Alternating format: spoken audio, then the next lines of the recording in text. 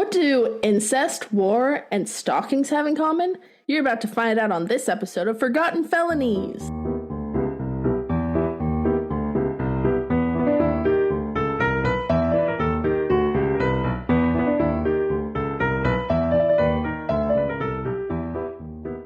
Welcome back to Forgotten Felonies. I'm Monica. And I'm Olivia. And this is where we take you back in time to rediscover the tales of vintage villainy that time forgot.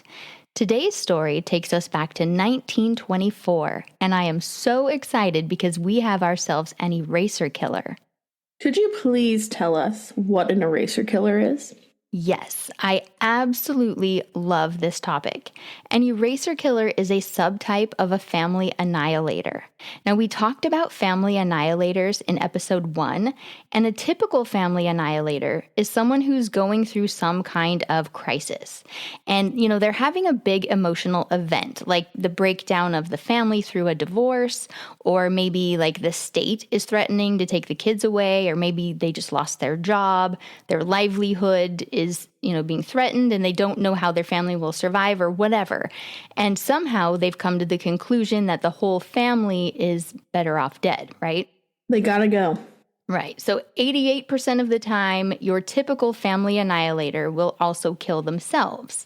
Now, those who don't, they'll have different reasons. Like in the case of John List in the early 1970s, he didn't kill himself because he thought that he couldn't go with his family to heaven if he committed suicide. So he had to wait and die a natural death or, accidental or whatever. So you can see there may be different reasons why they don't kill themselves, but the typical family annihilator is going through a really big emotional event, like a big crisis, and they feel like ending it all is the only option. Interesting. Now, an eraser killer is different. So this term was actually coined by an investigative reporter by the name of Marilee Strong. So if you Google eraser killer, you will find her blog all about it. And she also published a book called Erased: Missing Women, Murdered Wives. So I highly recommend look her up. Like it's really cool. But to be very clear, an eraser killer is a subtype of a family annihilator. So the victims of an eraser killer, they are family members. I've had students in the past, like I've used this in discussion forums and things in my classes, and I've said, bonus question, can you think of anyone who would be an eraser killer? And I've had students get confused and say like, well, Ted Bundy, he's an eraser killer. Some of his victims weren't found right away. They disappeared. And I'm like, no. This is, a subtype of a family annihilator. So, his victims were not family members. So eraser killers are different from your typical family annihilator because these killers are not acting out of a big emotional event. They're not in a crisis. They're not, losing their sense of identity. They are cold and calculated. And their motive is simply that the family member or the family members have become inconvenient to their goals.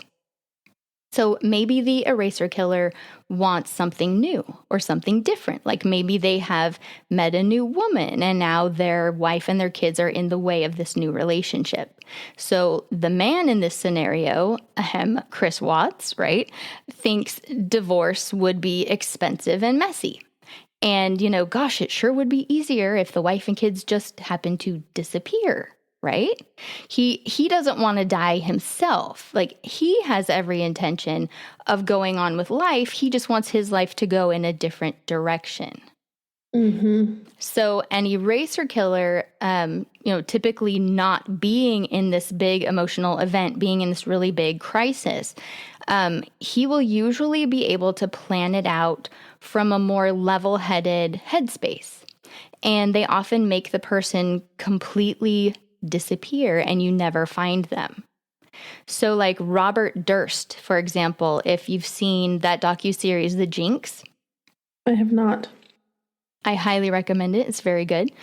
His wife, Kathy Durst, it was decades ago, she just vanished. And now he's dead, and we will likely never know what happened to her. We'll never find her body, but he was an eraser killer. And then the case of Alyssa Turney. She, as a teenager, she was erased by her stepfather. And we assume it's because, maybe he was molesting her or something. I know I listened to the podcast about her case, and there was a recording. I think he was taking video, and you can hear her say, like, you're a pervert or something. Yeah. Is that the one that her sister did? Yeah. That's a good one. Yeah. And so just she was saying things and stuff, starting to talk about things maybe that was threatening his, goals, his life, whatever it was making him unhappy. And so he picked her up early from school, and nobody saw her ever again. And we don't know what happened to her. So, yeah. And then the case of Susan Powell, right? Now, that case, I love talking about. I bring it up in my classes a lot. That one is so fascinating because when Josh killed Susan, that was a case of an eraser killer. He made her disappear. He didn't have any intention of himself dying. He very much planned on going on with life. He just needed to get rid of her because she was inconvenient to what he wanted. And so he erased her. But then later, when the state was coming in, threatening to take the kids, from him, or, and her parents were going to take the kids, that's when he became your typical family annihilator, and he killed himself and the boys.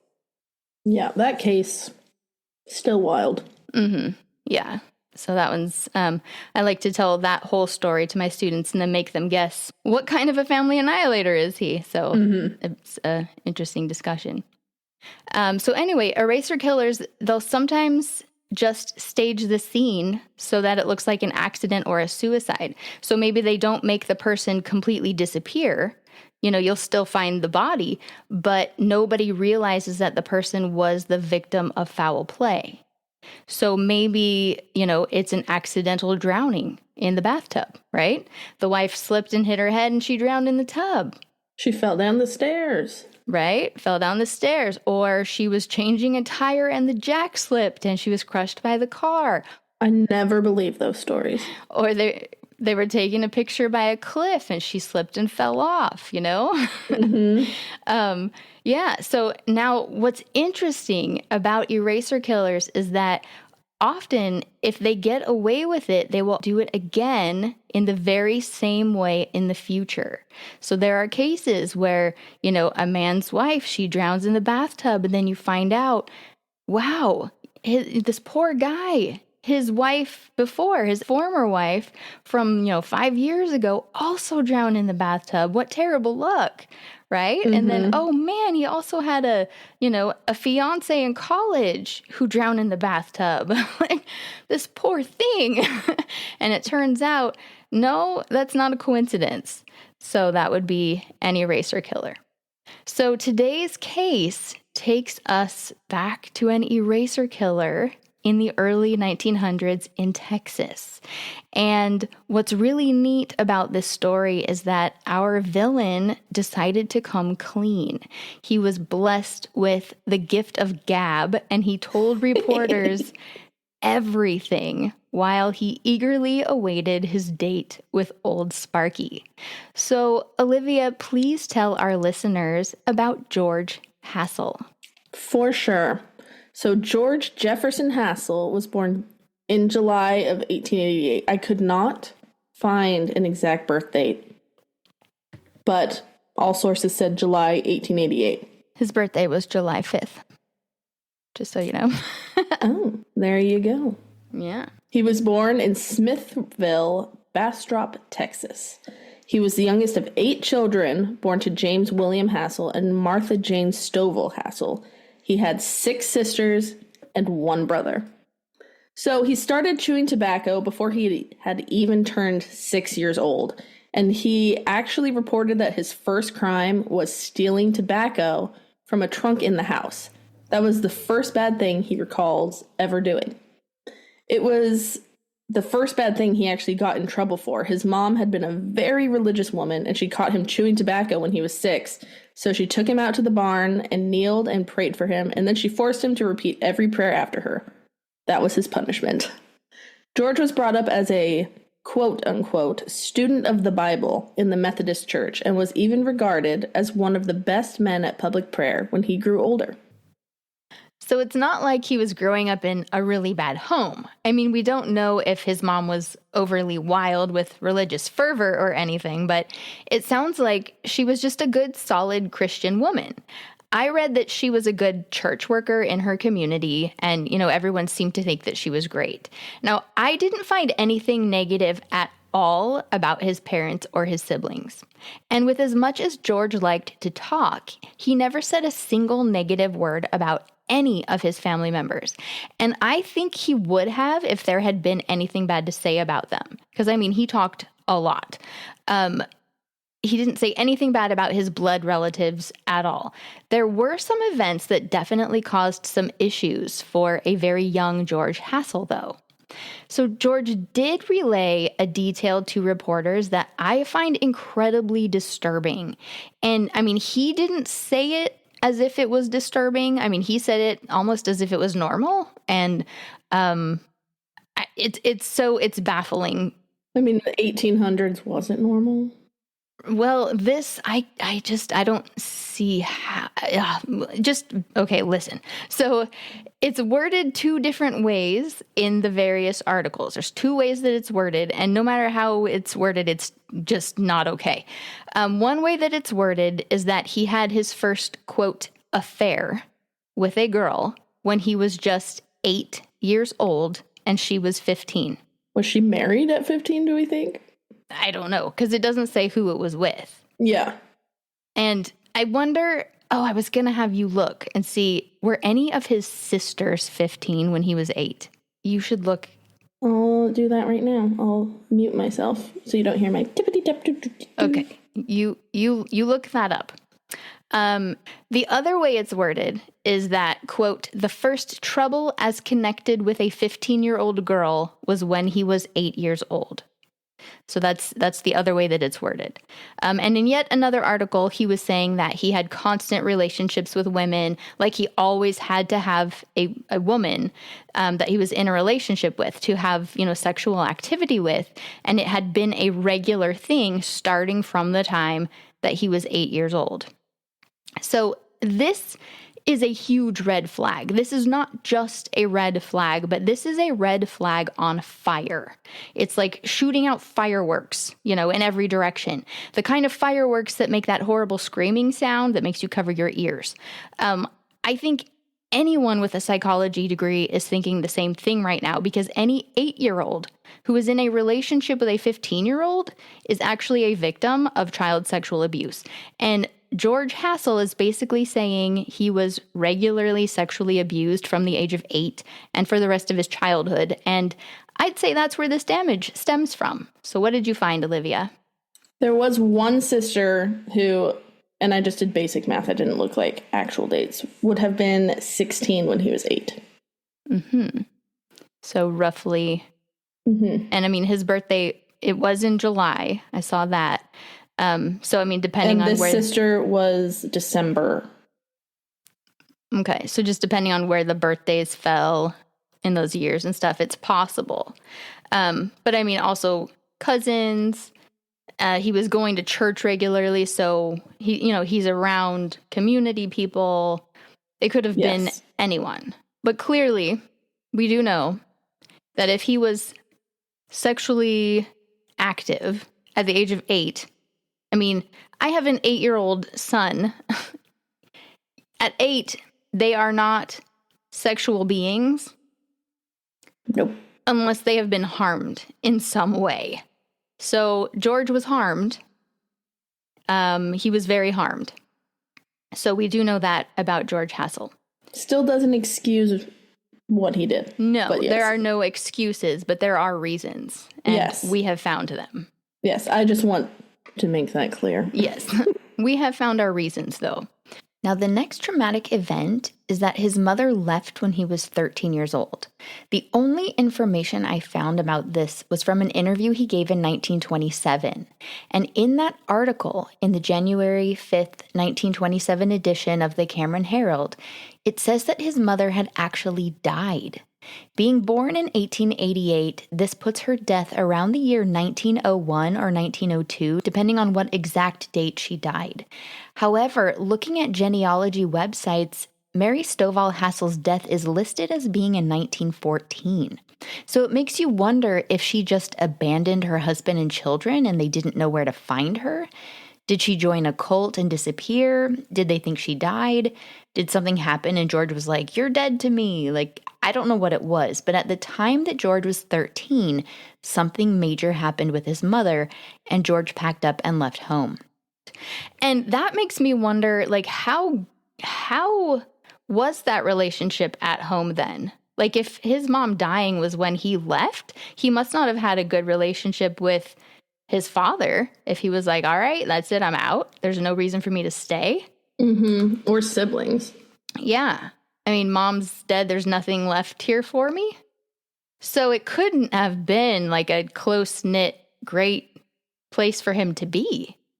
So what else was going on? Yeah. You know? But yeah, he never said anything in the papers about siblings or his parents other than his mom was a Bible, like a really religious lady. You know, that's it. And I couldn't find anything about his mother's death. But I know he did have some sort of like allegiance to his father, and I'll explain that in a bit. But yeah, so it was tough for him, and he left. And so being born in 1888, her death would have been around 1901 or 1902, just depending on what time of year. And so he packed up and he left home. Now, he didn't say where he went, but he left the home where his father and siblings lived. Did he move in with an older woman who had been abusing him? Was he homeless? Were any of his abusers men? Like, I have no idea. But it doesn't sound good. 13-year-old out on the streets. I don't know how he survived, but he did. He left Smithville, where his family still lived, and he wound up in Abilene. I looked this up. This is 258 miles away. Whoa. And yeah, being in 1901, 1902, I mean, by car, I looked this up, by car today, that would be 4 hours and 11 minutes. So he probably was like hopping on a train, or I don't even know. I'd have to look and see where the tracks are. But maybe it just took several years to eventually make it that far, just a little at a time. But by 1906, he made it to Abilene. And he was offered a job by a man named Sid Ross, who was a gin maker. So making alcohol. So George took the job. Now, somehow he met a girl by the name of Minnie, who was 1 year younger than he was. And Minnie was actually from Buffalo Gap, Texas. Buffalo Gap is just 16 miles away from Abilene, so somehow their paths had crossed. I imagine working in the alcohol business, he had had to do some traveling, and so he had met Minnie. He had fallen head over heels in love with her, but then in 1907, something bad happened, and things took a very bad turn in the life of George Hassell. An old friend of George's from back home in Smithville had shown up in Abilene, and he had some news that was not good. George's father had remarried after George's mother had died in 1901 or 1902, and that was fine. And George had probably already known that. I don't know, maybe not. But his stepmother had done something truly unforgivable, and George had not heard this news yet. In 1905, just 2 years earlier, George's stepmother had poisoned and almost murdered George's father. Now, thankfully, George's father had survived, and he divorced this wicked woman. She had even gone on to marry someone else and was now living with her new husband, and still in Smithville. But George was livid, and George was dead set on revenge. George later told reporters that this was actually the first time he had plotted to murder an entire family. So it was 1907, he was 18 years old, he just needed some money. so he could get back to Smithville, 258 miles away. Well, one of his duties working for Sid Ross was to take the money at the end of the day and deposit it in the bank. So one day he took the money into town, abandoned the team of horses, and he just disappeared with about $100. Oh, George. Olivia, how much was $100 worth in 1907? $3,419.84. Now, that is not a bad haul. So George and his friend made the trip back to Smithville together, spending the money on the way. Now, George made it to where his former stepmother lived with her new husband, her 3 children, and her niece. So there's 4 kids and 2 adults in the house. His plan was to hide outside in the grass with his gun and wait until they were all asleep, and then he was going to go in and shoot them all. As he lay in wait, he drank some whiskey. But he got a little too drunk, and he wound up falling asleep with his gun. He woke up the next morning with the sun blazing in his face, and he did not wind up shooting anybody that day. Imagine the sunburn. Oh my gosh. Oh, yeah. So he made his way back to Abilene, and he was arrested for embezzlement. Now, he asked Mr. Ross if he could just work off his debt instead of going to jail, and actually Mr. Ross said that was fine, but the law had its own way of working through legal matters. And they were like, no, we have to do this, through the court system. And so he was sentenced to 2 years in state prison. He spent 2 years in prison before he had even turned 21, and he later said that he suffered many abuses in prison. And he felt that prison was no place for young men because it just taught them how to become criminals rather than how to become better men. Word. Yeah. So upon his release in 1909, George went back to Abilene, and he sought out none other than Sid Ross, his old boss. And he told him, I've turned over a new leaf, and Ross hired him again. So he's back working for the same boss. And George also married Minnie Laughlin on the 9th of December, 1909, who had stayed faithful to him the whole time he'd been in prison. Her family, however, was not very supportive now that he was an ex-con. And the 2 were pregnant almost right off the bat, and they welcomed a baby boy, which they named James Delbert Hassell. Now, things were going pretty well. George was married, he had a baby, he was working for Sid Ross in the gin business, and then one day, George cashed a check that belonged to Sid Ross. So he stole money from his boss George. Yet again. Yeah, so this time no charges were pressed against him, but George was fired, and he had to find a new job. So first, George worked as a night watchman on a farm, and then he wound up moving up to Hobart, Oklahoma, where he worked for his brother Thomas. And he sent Minnie and wee baby James to Winters, Texas, where she had some family members. Now, initially, because this is a young married couple, the plan was they were going to write to each other every day. And George kept up his side of the deal. He was writing to her every day, but he wasn't getting any letters back. And it took a whole week before he finally gets a letter, and it was a Dear John letter. She was like, I'm done with you. Let's take advantage of this space between us. We're through. And it completely broke his heart. It's so surprising, though, that she waited while he was in prison. Yeah. And then it's like, meh. What was going on? Well, absence does make the heart grow fonder. Maybe she had this idea of how things would be. And then when reality hit and they were living together, maybe she was like, oh, yeah, actually, maybe not. But, now that he was an ex-con and then she's with her family and they probably were like, honey, what are you thinking? He's bad news. The reason why he has to go find a job now is because he did it again. He's not going to change. He chewed tobacco when he was 6, Minnie. Get it together. Yeah. Yeah. Bad news. Bad news. Yeah. I don't know. So anyway, now after this, he kind of spiraled. He made some really bad choices. Just as one does when you're heartbroken. Yeah. Yeah, just he did some dumb stuff. So So he joins the Army under a fake name, which, why would you do that? Why not just use your real name? I don't know. Anyway, George Stovall is the name that he used.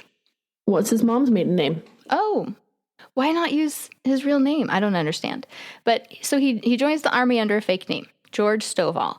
But he didn't like the Army, so he deserted and he joined the Navy in California instead. But while he's in the Navy, he thought, man, I really want to get back together with my wife. So he deserts the Navy and he goes back to Texas to try to see Minnie. But she refused to have anything to do with him.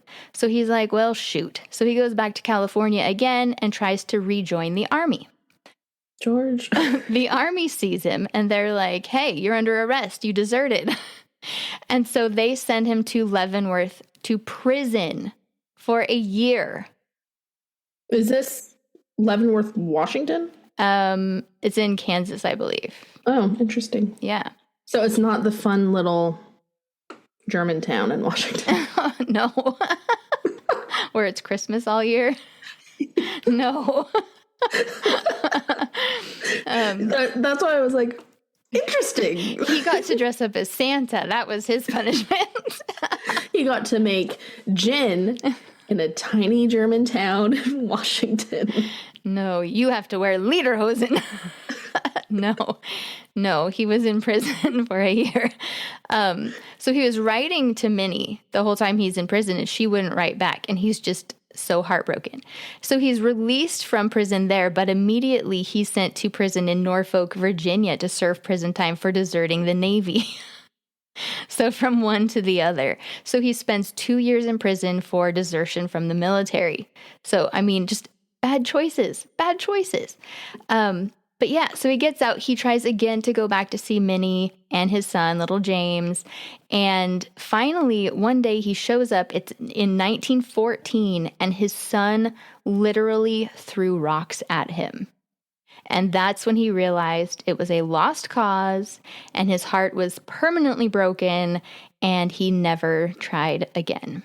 The fact that he's, like, kind of blaming a 4-year-old. Well, I don't think he was blaming. That's just when he realized, like, okay, they've completely turned against me. Well, yeah, but at the same time, little Jimmy had never seen him. Yeah. So he's not just going to, what did he expect? Jimmy to go, Papa! Yeah. He's a broken man. He was like 26 years old at this time. And I think the whole time he was like, no, I just want my wife back. But yeah, he finally was like, shattered, Fine. Yeah, they hate me. They hate me forever. So yeah, after that, he just made his way all over the States, working just odd jobs, having flings with whoever would have him. And 2 years later, in 1916, George again shows up in Abilene, Texas, and he seeks out Sid Ross in the gin business, asking for a job, and this time Sid Ross says no. Yeah. Good for him. He's learned, fool me once. Well, he fooled him twice. Fool me twice. But not a third time. You cannot come back. Yep. So that was 1916, but now we're going to fast forward about 8 years to Tuesday, July 1st of 1924. George's brother Thomas, he was working on his farm in Hobart, Oklahoma. He was in the process of shearing a mule's tail that day. And interesting choice. Yeah, I guess that's a thing that they do. I didn't know that you did that thing, but I mean, you do it, apparently. Now, something went wrong, and the mule became very displeased, and Thomas Hassell, who was a 41-year-old father of 8 with a pregnant wife, he wound up getting kicked really hard in the lower abdomen. Now, he didn't think it was that serious at the time, but after a couple days, the pain grew worse, and he was taken to the hospital for surgery. And they got in there and saw that the gangrene had already set in, and he died at 3:30 a.m. on the morning of July 3rd. Thomas's sister contacted George, who at the time was in Louisiana. Now, George had recently left his job with an oil company in Fresno, California, and he was back to living as a grifter again, just, floating around the States. Now, she asked George if he would please come to Hobart to finish with Thomas's crops. George made the trip to Hobart, Oklahoma, as was requested, and within a few months, George Hassell had married his brother's pregnant widow, Susie Hassell. It was on October 7th, and he took over responsibility of his nieces and his nephews. Now, in a rather ironic newspaper article in the Thursday, October 9th edition of the Lawton News Review, it says, quote, "Cupid takes advantage of open season for lovers, and arrows make 9 hits." It then lists the 9 couples who were granted marriage licenses that week, and George J. Hassell and Mrs. Susie F. Hassell were among them. Anyway, Olivia, please tell us all about Susie and Thomas's children, which were George's biological nieces and nephews, and now were his stepchildren. For sure. Susan Frances Ferguson and Thomas Virgil Hassell married on September 4th, 1902 in New Cardell, Wichita, Oklahoma. Together, they had 10 children. Nora Lorraine, 1903, Arthur Alton, 1905, Virgil, 1911, Maud, 1913, Russell, 1915, David, 1919, Johnny, 1920, Nanny Martha, 1922, and Samuel in 1925. They also had Otis, who was born in 1909, but sadly passed away at a year old in 1910. All right, thank you. So yeah, they had a very low-key wedding in October. It was just before the Justice of the Peace.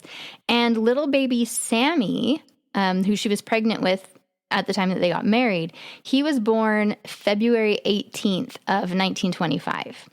And then just about 3 months later, George, Susie, and the 8 youngest kids, so from baby Sammy on up to Alton, but not Nora, the oldest child, they moved to Farwell, Texas. So Nora, the very oldest one, she actually was already married and moved out because Nora and Alton were both adults already by this time. So, because Alton was 21, and so Nora was 23? Yeah, because she was 2 years older than Alton. Mm-hmm. But yeah, so George, Susie, and then the 8 kids moved to Farwell, Texas. Olivia, tell us about their new home sweet home in Farwell. Farwell, Texas is located right on the border of Texas and New Mexico. The border runs right through the middle of the city, and technically one side of the city is called Texaco, and the other is Farwell. If you look up the distance between Texaco and Farwell, it's 3 miles because they're basically just 2 sides of the same city. They moved to a ranch that was located in the plains section of the Panhandle, and it was devoted mostly to grazing. Back in 1925, there was a lot of wheat farming in the area and a lot of settlers had arrived, but that particular section of Farwell was still very sparsely settled. So not a really big community. Well, looking at a map of Farwell today, it's still not a big community. According to the 2020 census, it had just 1,425 people, like in 2020. So it has never been huge. Well, apparently, there wasn't a whole lot of love and affection between George and Susie, and he wanted some lovin's. Now, he explained later that he had been married 3 times in his life, and he had also lived with 7 different women during his lifetime that he had not been married to, and those relationships lasted anywhere from 3 months to 3 years. And he said that he was always a one-woman man, too. So anytime he was in a sexual relationship with a woman, he was not cheating with another. So he just needed one woman at a time, but he needed to have a woman, and he couldn't go without one. And it turns out that Susie wasn't actually all that interested in George, and she was, as he put it, repulsed by him. And she would not allow him to be intimate with her beginning around December of 1925. So just to lay out the timeline so you guys can all put it together. They were married in October of 1924. And then the youngest son, which she had been pregnant with, when her husband had died, He was born in February of 1925, so just a few months later. And then by December of 1925, Susie was totally over it and didn't want to have a physical relationship with George. And honestly, I think a lot of women listening can relate with Susie. I mean, she's got a 10-month-old in December of 1925, as well as a 3-year-old, a 5-year-old, a 6-year-old, a 10-year-old, a 12-year-old, a 14-year-old, and 2 adult children. I mean, she's tired. She didn't even have time to grieve the love of her life. She hardly even knows you, George. Leave her alone. But George isn't a patient man. And there's a girl right there. I mean, sure, she's 12, and sure, she's his biological niece, but apparently that didn't matter to George. He started up intimate relations with Maudie at some point. I don't know if he waited until she was 13. I honestly have no idea how long it lasted or when it began. All I know is that he later said that his wife, Susie, refused to be intimate with him beginning around December of 1925. And then at some point, he turned his attention to Maudie. So technically, according to him, he didn't break his one-woman man thing because Susie had essentially broken off the romantic element of the relationship. Now, Maudie turned 13 on June 7th, 1926. Again, I have no idea when he began molesting her. One newspaper source says that by December of 1926, Maudie was, quote, about to become a mother, and George said that Susie had found out. Other newspapers simply said that Susie and George were arguing about George and Maudie having been intimate. But just the one newspaper said that George said Maudie was about to become a mother, and George was the father. And that's why they were arguing in December of 1926. Knowing what I know about those old newspapers and how a lot of them would take liberties to add in whatever little tidbits of info they wanted. They love being dramatic. Yeah, they would add in whatever they wanted to make a story juicy. So I would say that because only one article had that little pregnancy bit, that probably was not true. So I would say that Susie had just found out that George had been molesting her 13-year-old daughter, his biological niece, by the way, and that Susie was not happy about it. And I wouldn't be either. Yeah, no. And the fighting had come to a head on the night of December 8th of 1926. A sweet stomach. What a pity when youth and vitality are set at naught by a disordered stomach and bad breath. Don't have them at any age. Hearty eaters, hard smokers, high livers. Find Stuart's a boon and a blessing. Eat what you wish, drink what you like, then chew a Stuart tablet. That gives the stomach sufficient alkaline. The result is a sweet stomach, serene digestion, no pains, no gas. Full box free. Every druggist has Stuart's tablets, 25 cents and 60 cents. Or a full box free if you write the F.A. Stuart Company, Department Number 70, Marshall, Michigan. Get a box of Stuart's for the pocket and keep it filled. A sweet stomach for 25 cents. Stuart's Dyspepsia tablets.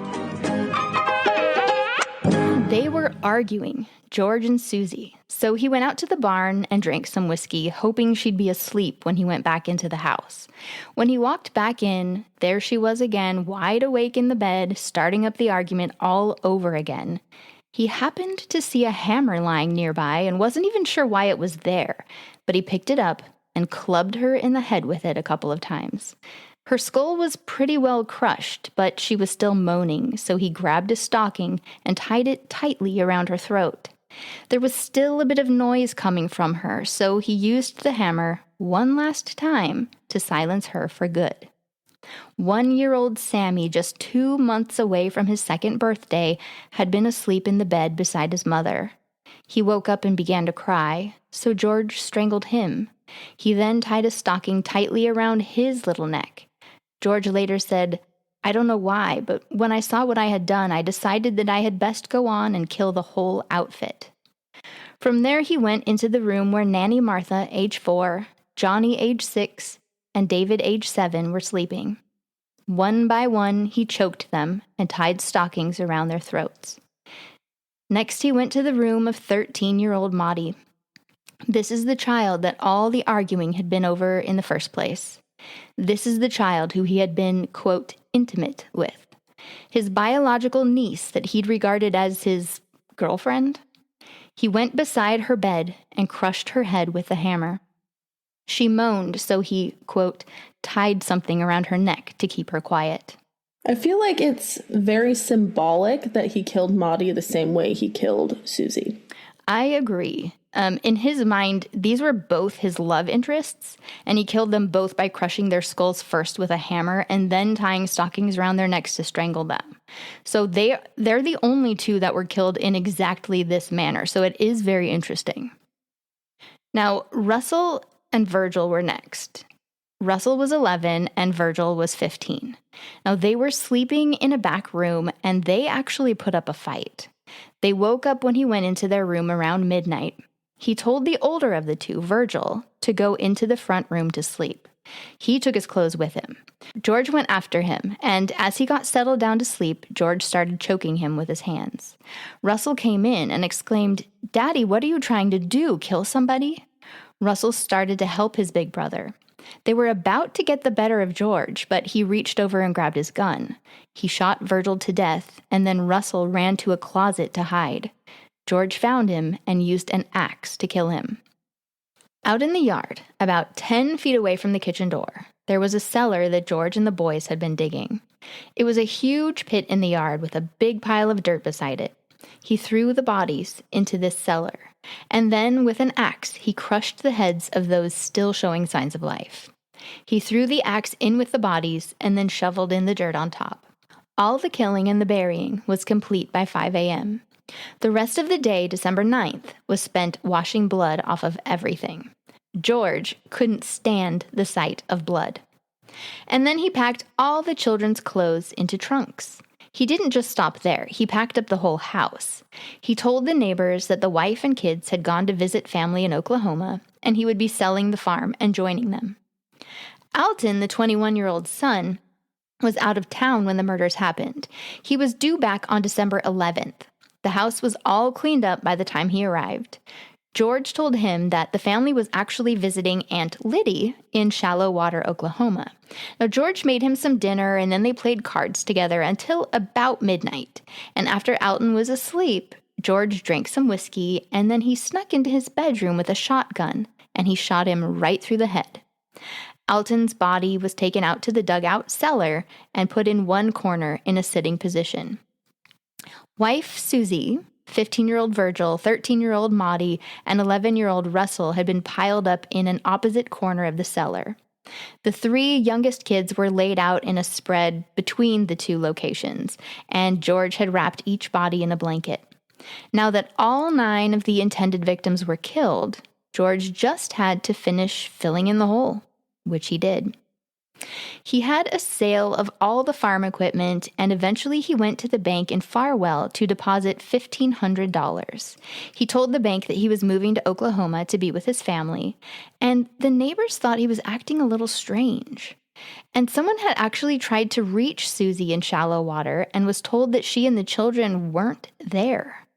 So the police were contacted, and on Christmas Eve, which was Friday, December 24th, 1926, the police showed up at the house to ask George some questions.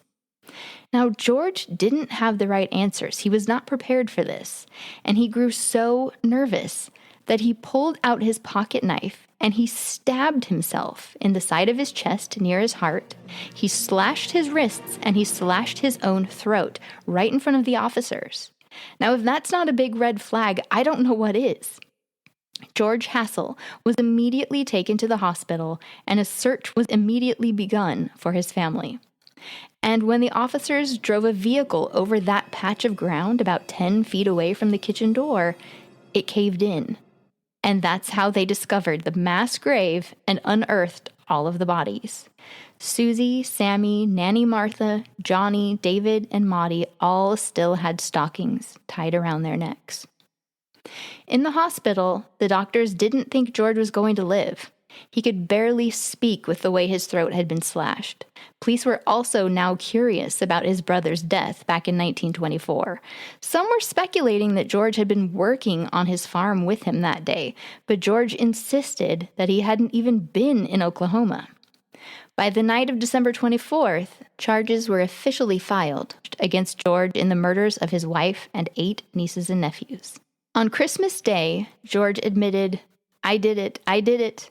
He could still barely speak above a whisper, but he promised that he would give a detailed account the next day, along with the reasons why. At the time that he made these statements on Christmas Day, his wife and 8 stepkids were being buried in the tiny little cemetery in Farwell. The entire citizenship of the community was attending the funeral. Every able-bodied man had volunteered to help dig the 9 graves in which the bodies were buried. They only used 6 caskets, though. Susie and baby Sammy were buried together in one casket, and then Nanny Martha, Johnny, and David were buried together in another. They were ages 4, 6, and 7, so they all fit together. And then Maudie, Russell, Virgil, and Alton had their own caskets. As promised, on December 26th, 1926, George gave a full confession. And oh boy, was it packed full. This was a 3,000-word confession. It even had some surprises. This is when he told them, that he'd been, quote, intimate with Maudie, because, he wasn't going to call it sexual abuse or rape. And this is when he said that she was about to become a mother, if that is actually what he said. So this is when he told them that he had clubbed his wife with the hammer and then choked the baby and detailed how he murdered the rest of the children. But he also told them that he had murdered a woman and 3 children in California back in 1917. Now, he would not tell them who or where. He just said California. He wouldn't give any names. All he would say was, "It was a good job. No one will ever know." Now, in this confession, he detailed pretty much everything.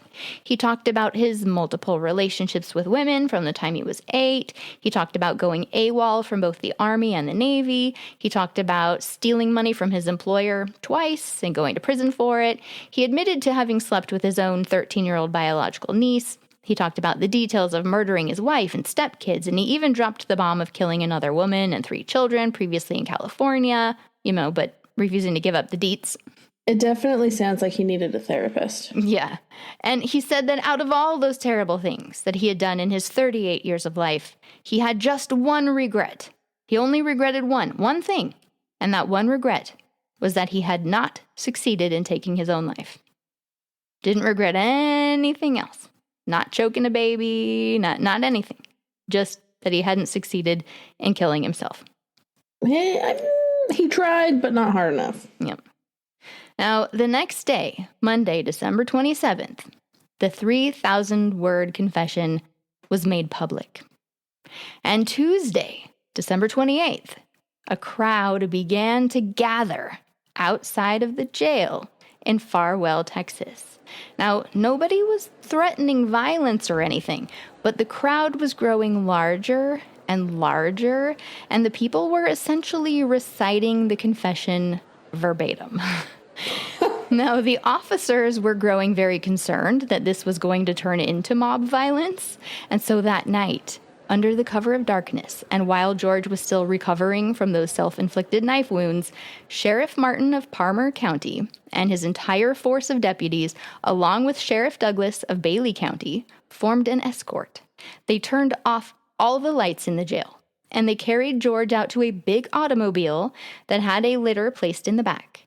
As they began to drive down the street, they were followed by a second car that was jammed full of heavily armed men. And when they were about 2 blocks away from the jail, the 2 cars both picked up speed at a tremendous rate and whirled south. George was whisked off to a different jail for his own safety, just in case. And when he was asked for a statement about this later, George said, "I'm not afraid to die and expect I will die in the electric chair. But I am scared of a mob." So as we've learned through the telling of all these old historical crimes, these cases moved very quickly through the courts. And George was charged with 9 murders, but he was going to be tried separately for each one. The first trial was for Alton's murder. Now, Alton, he was the 21-year-old stepson that was the last one to die on December 12th. The very premeditated one. Yeah. So George pled guilty and asked for the death sentence. And it wasn't much of a trial, he didn't really put up any sort of defense. And the jury was sent to deliberate on January 11th, 1927 at 11:10 p.m. And they came back with their guilty verdict at 1 a.m. on the 12th. Now, none of George's relatives were present for the reading of the verdict, but Susie Hassell's parents, her 4 brothers, and her oldest daughter were all there. George's attorney wasn't even there because he had, gone home and gone to bed. He's tired. George was given the death penalty, and it would be death by electric chair, no less, just as he expected. And the date of execution was supposed to be February 25th of 1927. Now, because of the outcome of this trial, the prosecution didn't see any need to go to trial for the remaining 8 murders. How many times can you kill a man? So they just didn't even worry about the others. Now, the trials went very quickly back then, but the executions did not. So, appeals were automatic and death sentences were kind of drawn out just as they are today. Not as drawn out as they are today, but that death date did get pushed back a couple times. And George Hassell, he had that gift of gab, so reporters took advantage of it, and George used that time to do some, reflecting on his choices. And he came to the conclusion that perhaps he ought to make things right with that previous murder in California. After all, someone there in Texas had suggested that maybe he was lying about it because they had called California to find out where George Hassell might have lived. And California had no record of a George Hassell ever having lived there. And George Hassell was not a liar. No, he wasn't. He had never lied about anything in his life, he said. He may have fooled people, like when he signed up for the army with a fake name, but he didn't technically lie in his mind. An article printed in the January 5th, 1928 edition of the Cameron Herald says, Hassell stoutly sustains all of his statements with proof and is angered when anyone doubts his word or his honesty. George is then quoted as saying, My father, who was a Hyatt Lodge member and believed to be a good man, although he may have fooled the people, always taught us that honesty was the best policy. So, they had questioned his honesty, and he met them with proof. George starts naming names. Oh, snap. Finally. So it was actually before he was even found guilty of the murder of Alton in Texas that he was spilling the details about the California murders. He admitted that he had been living in Whittier, California. And the reason they had no record of a George Hassell living there was because he was living under an assumed name. He was living there as George G. Baker. Except in the papers that I found, it said George T. Baker. So who knows? One of them had it wrong. Did Santa bring you everything you need? Special this week at Waddell's, Prairie Avenue and Fannin Street. Ashtrays, cash and carry, each 65 cents. A neat model for the table, finished gunmetal color. Sample smoking stands, priced under their real value for quick selling. Exceptionally good values, priced in a manner thrifty shoppers appreciate. Quite an assortment of styles.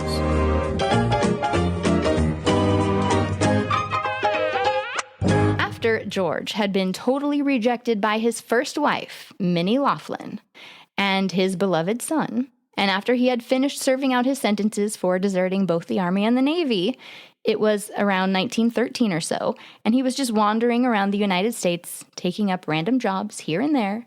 Ultimately, by the time it was all said and done and he was awaiting his date with death, he had lived and worked in 37 states. So George Hassell had gotten around. Now, at some point, he met a woman by the name of Marie Vogel, who was originally from Pittsburgh, Pennsylvania.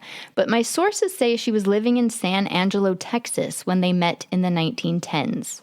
Marie had a son named Gerald, who had been born in 1908, so he was roughly the same age as George's biological son, James. George and Marie hit it off, and he wanted to move them to California. They ran out of money on the way, so they made a pit stop in New Mexico and lived there, in Deming, for a short time. He told newspaper reporters that he posed as an outraged husband, which I'm not really sure what that means, but he posed as an outraged husband, which got more money from men victims. Like, that's what it says, which then got them enough money to get to California. And so on they went to California. Oh. What? I think I know. I think it was a scam, kind of like what the Van Holsteins did, where she went to the bar and, like, took the guy back to the room. Oh. And then he came in and was like, give me money and I will forgive you for your transgression. Oh. Oh, maybe. That would make sense. So he'd come in and be outraged.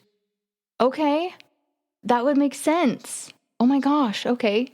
So they would, okay. I wonder if we could find newspaper articles. Like, I mean, they probably didn't go to jail for it, but I wonder if, like, so-and-so was robbed by a couple. You know what I mean? Mm-hmm. Oh my gosh. So yeah, Deming, New Mexico. I wonder if we could find anything about that. But who knows what he was going by? Yeah, I know. Well, I mean, if they weren't caught, it would just be like mystery couple or something, you know? Yeah. But okay. And so on they went to California, and at some point along the way, they decided to pretend they were married. I guess they probably were pretending already if they were posing as an outraged husband. And they also decided to pretend that their last name was Baker.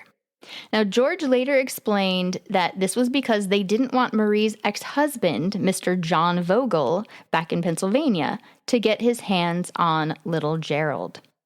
Now, I'm fuzzy on the timeline, but at some point, George, Marie, and little Gerald wound up in Colorado for a little while. George really wanted a little boy and girl of his own, and Marie's mother just so happened to work at an orphanage asylum, apparently that's what it was called, back in Pittsburgh.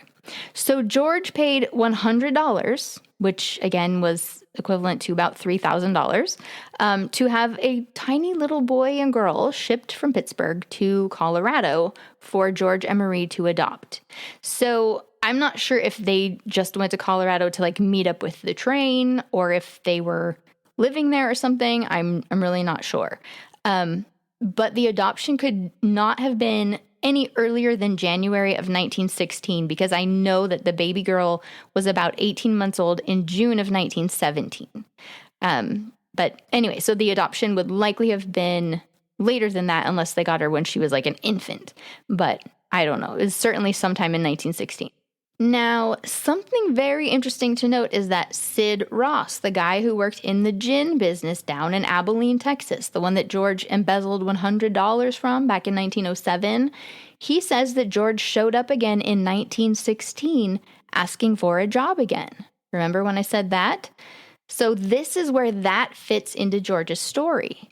So he actually had that live-in girlfriend, Marie Vogel, and at least one child and possibly two more that he either just adopted or was about to adopt when he was asking for that job again in Texas. Now, at the time in California, Marie Baker, as she was going by, she was working as a housekeeper on a ranch at 239 South Pickering Avenue in Whittier, California, and George Baker was working as a ranch hand at the same place. And they were living there at the ranch. Now, I looked it up. It was a 6-room farmhouse owned by the Lane family.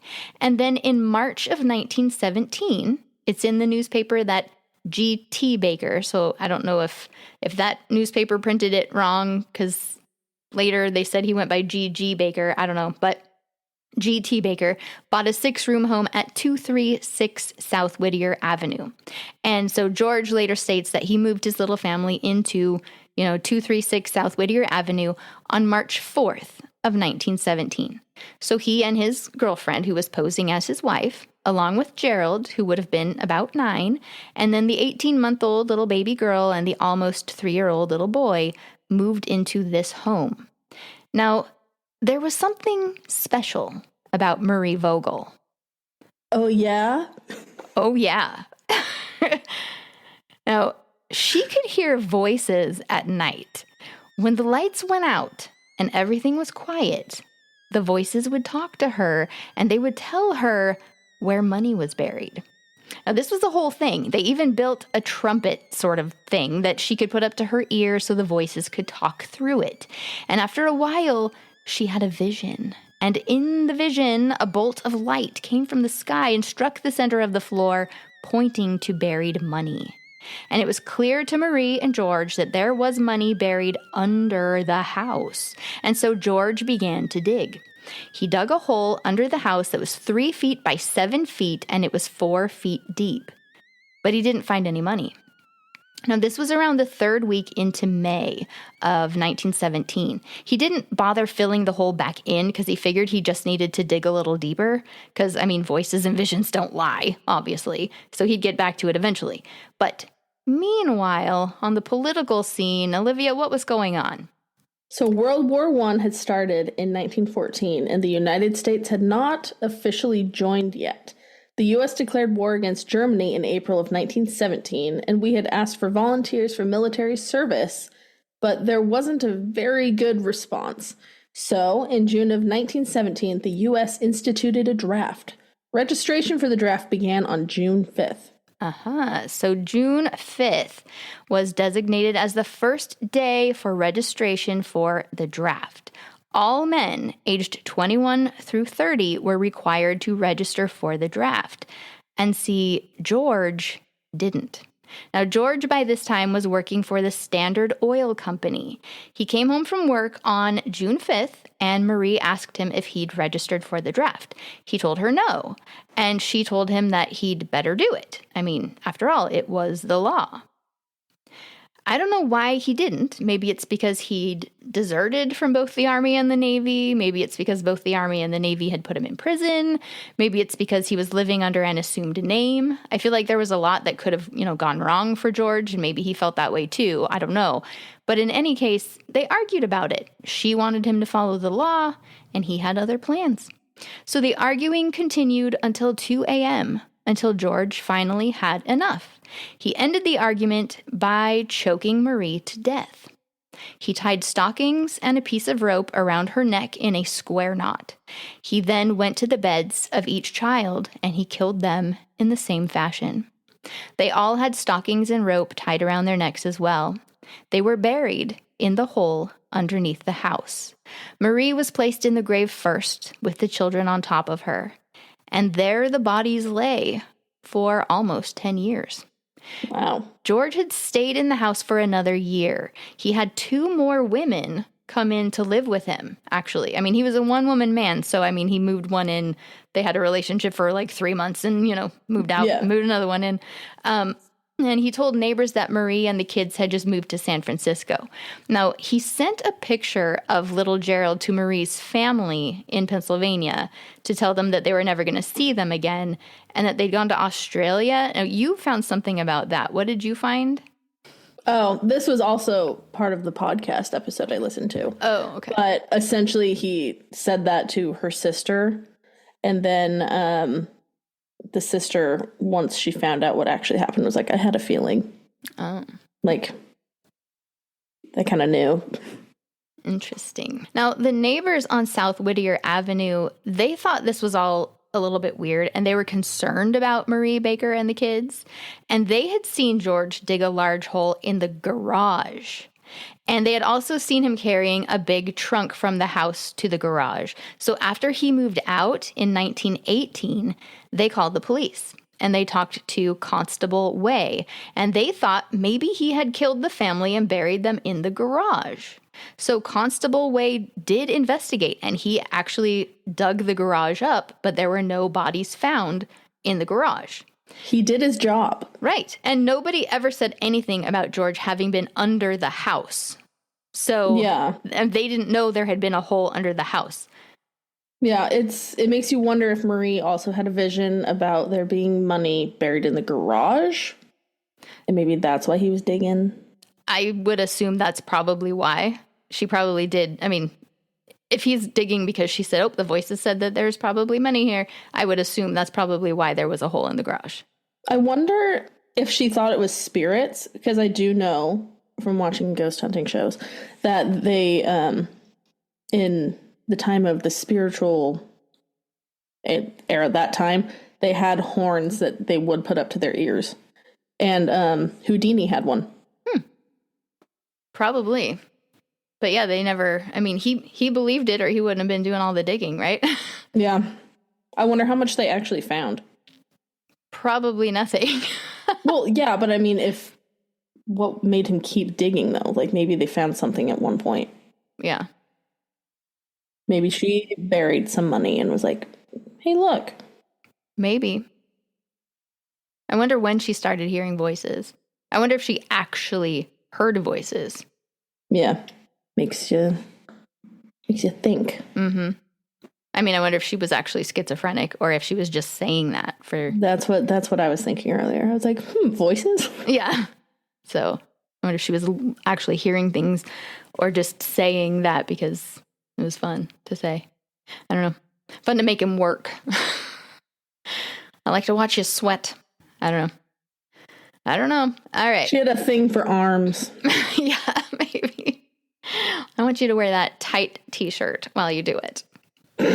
Yeah. All right. So now after he moved out in 1918, after murdering his live-in girlfriend and those 3 kids, he did remain in California and he actually got married. So he met another woman whose name happened to be Minnie Edwards. If you remember, his first wife had been named Minnie Laughlin. And Minnie Edwards happened to have a son who was about the same age as his own biological son, little James. So he marries Minnie Edwards. But after 3 months, he decides he doesn't really like her that much, so he deserted her like a skunk. For the best. If you remember Mark Van Winkle. Mark. So off he went. But just honestly, like that. A blessing in disguise for Minnie. Yes. So, but we don't know when she died, actually. And reporters back then later were saying, we don't know if she's okay. We don't even know where she is or what happened to her. So I do know that her name was Minnie Horry on the marriage certificate. So she remarried. Later? Yeah, I can look. Oh, so Edwards was her last name later? Mm-hmm. Okay. So then we know he didn't kill her. So that's good. Yeah, she died in 1943 in Santa Barbara. Okay. So we know he didn't kill her. Good for her. Good for her. Yep, Good. She had a lot of siblings too. Anyways. All right. Wonderful. She lived. She lived. She made it. Well, that's good.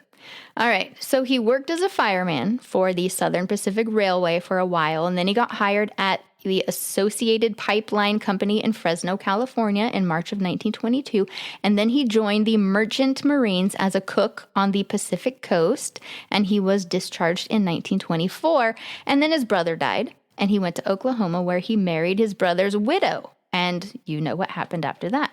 So there's George, awaiting his execution and cheerfully telling his whole story to every reporter who's willing to listen, and he swears he's not a liar, and he will give any detail necessary to prove it.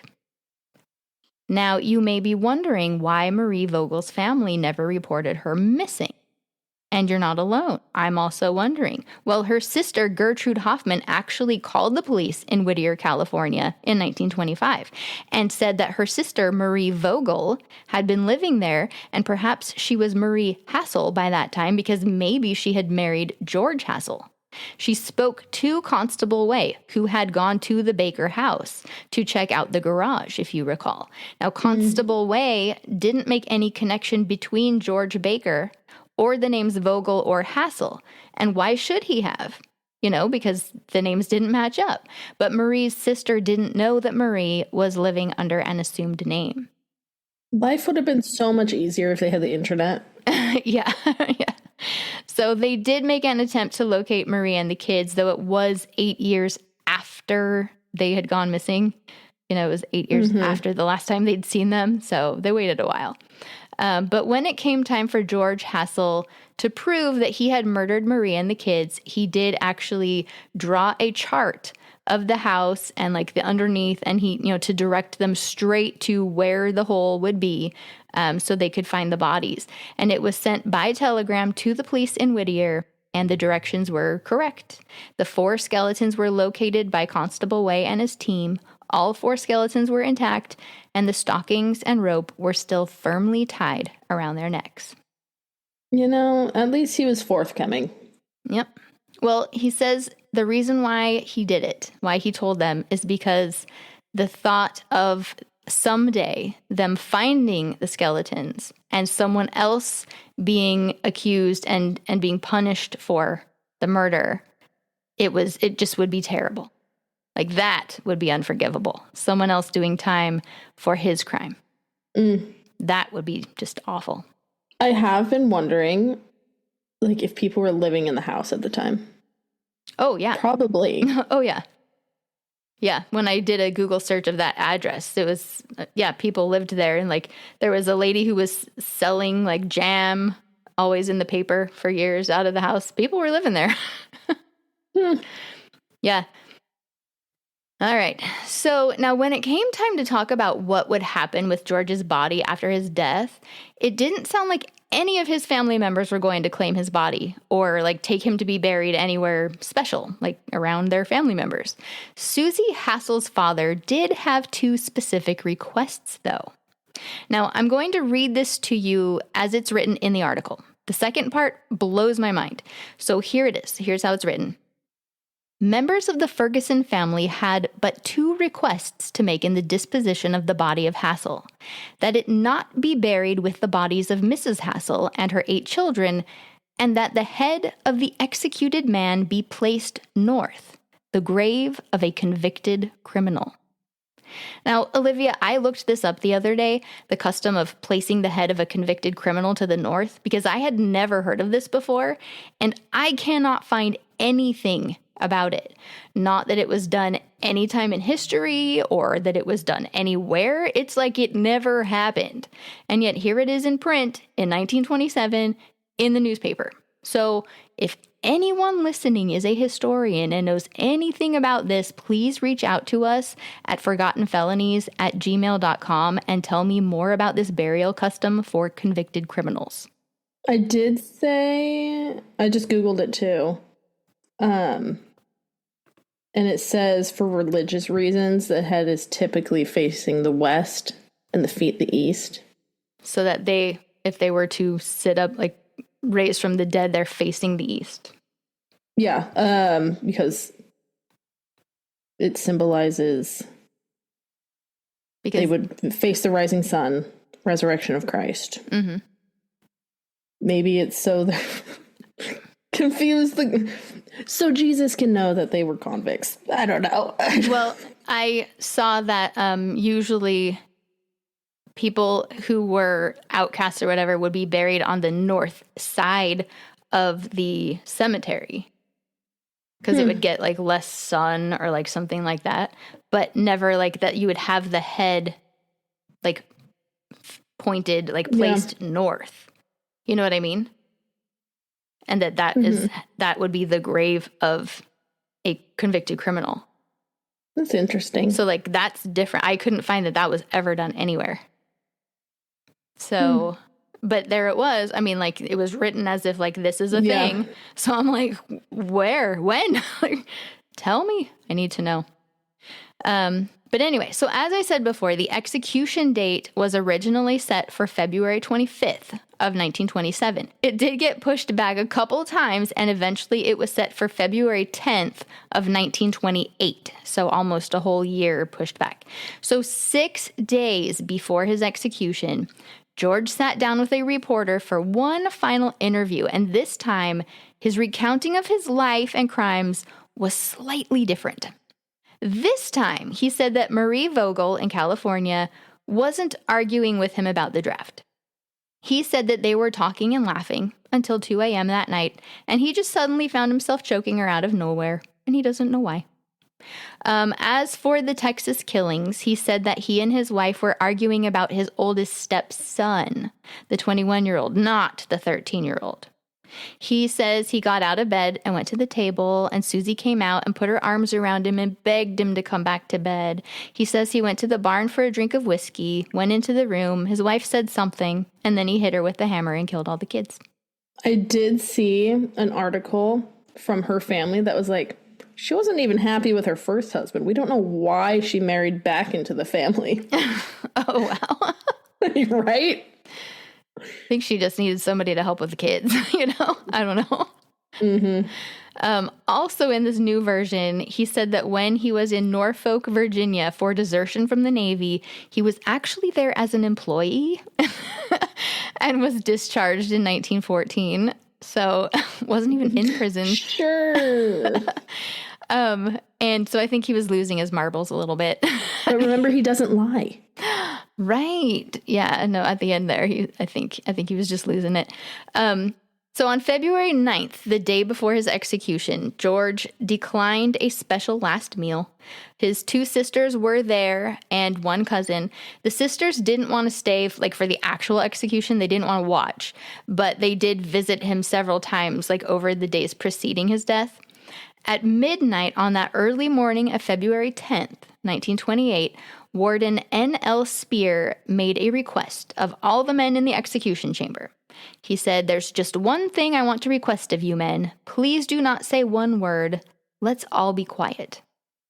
And now the rest of this is written word for word by Ed Ryder, who was a staff correspondent for the Houston Chronicle back in 1928. And he wrote it so eloquently, so I'm just going to read it to you guys word for word.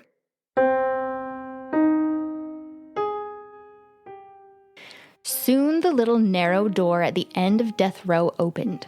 A guard walked in. A rather short, heavy-set man followed. 2 guards were close behind him. He was tense but wholly in control of himself. Warden Spear stood almost directly in front of the chair. Hassell, eyes glued on the warden, stopped abruptly 2 or 3 feet from Captain Spear. "George," began the warden. It was the first sound in ages. "Have you anything to say?" "Yes, sir, I have," Hassell answered in a firm, almost loud voice. "I have sinned against the world, but I have made a full confession to my God.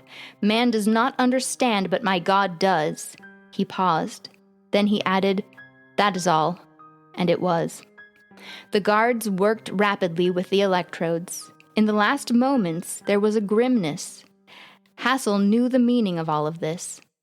When the electrodes had been placed on Hassell's leg and head, and then tested and tried by the attendants, Warden Spear stepped behind the curtain at the rear of the chair.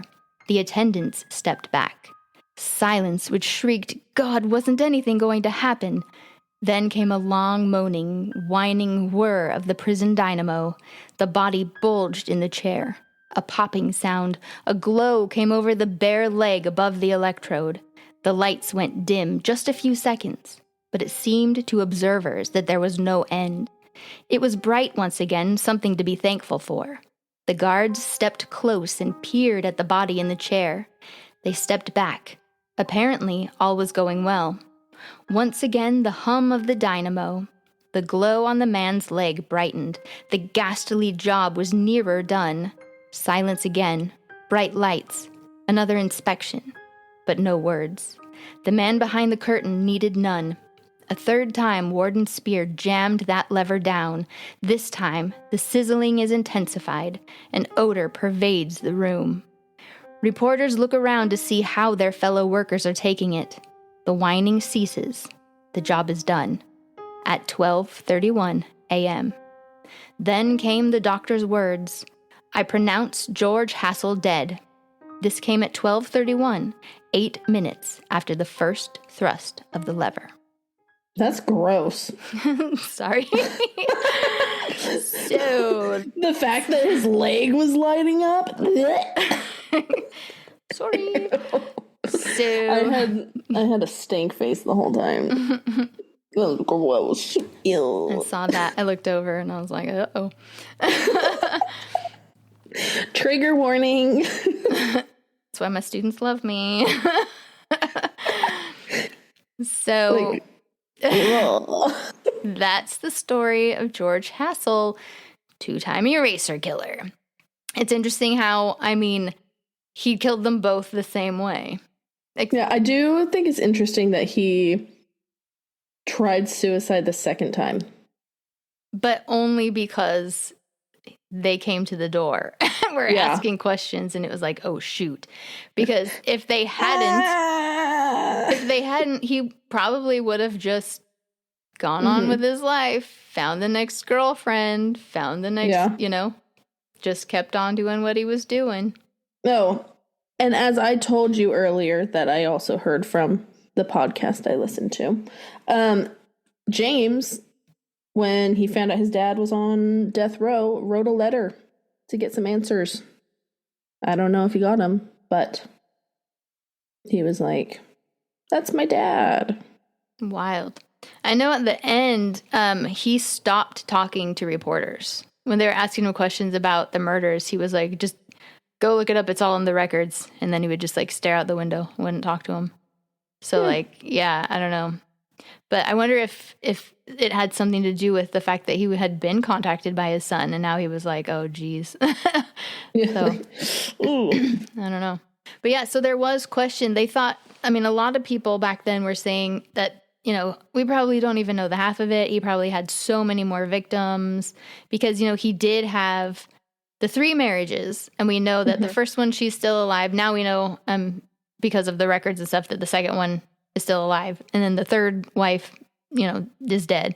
And then he had the 7 live-in girlfriends that he admitted to. And we just know that Marie Vogel is dead.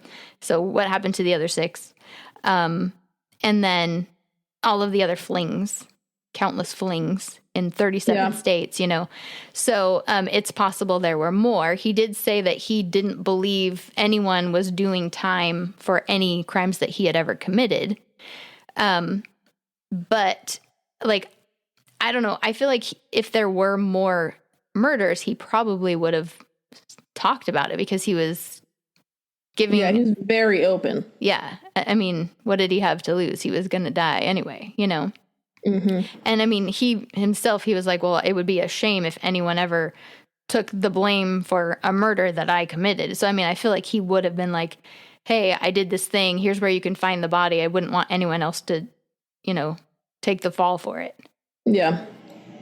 So it's nice that he did say where Marie and the kids were, because if they found them in 2026, they would have been like, who are these people? They never would have figured it out either because there was no record.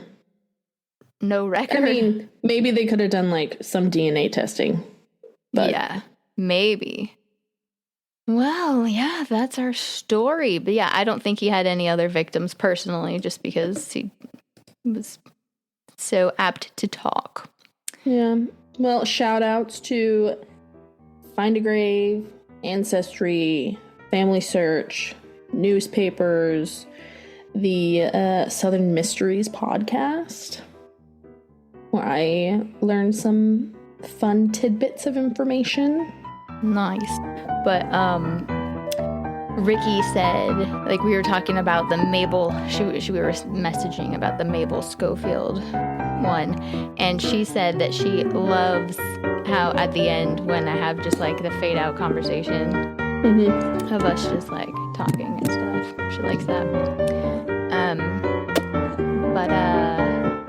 it's funny because then I was because she hadn't listened to the Asa Carey one yet, and we don't have a fade out conversation on that one. I didn't want to break her heart, so I didn't say anything. So this will probably make it into the fade out. Sorry, Ricky. Hi, Ricky. Anyway, so okay. I did cut out that part last time where you were like, I have to use the bathroom. Right before you said that, we were like, it was like the end when we did the shout outs and everything, and then I was like, "K," or like I think you said it first, but you were like, "K," and I said K, and then right after that you said, "I have to use the bathroom," and then that's where I stopped recording, and so I cut it off right after both of us said K. So that's how it ended. Like the song, the music stopped. It got all the way to the end, the music stopped, and then you said K, and I said K, and then it stops. You could have put the bathroom part in. You probably would have liked that. Knowing your personality. I just need the world to know when I use the bathroom. I mean, you do have that one app where you rate bathrooms. I did. I got rid of it. I should get it and get poop back. Yeah. That's hilarious. Okay. Everyone get poop map. Shout out. We should make it a sponsor. Us. Do you like knowing how bathrooms are? Do you ever need to use the bathroom but want to make sure it's a good one?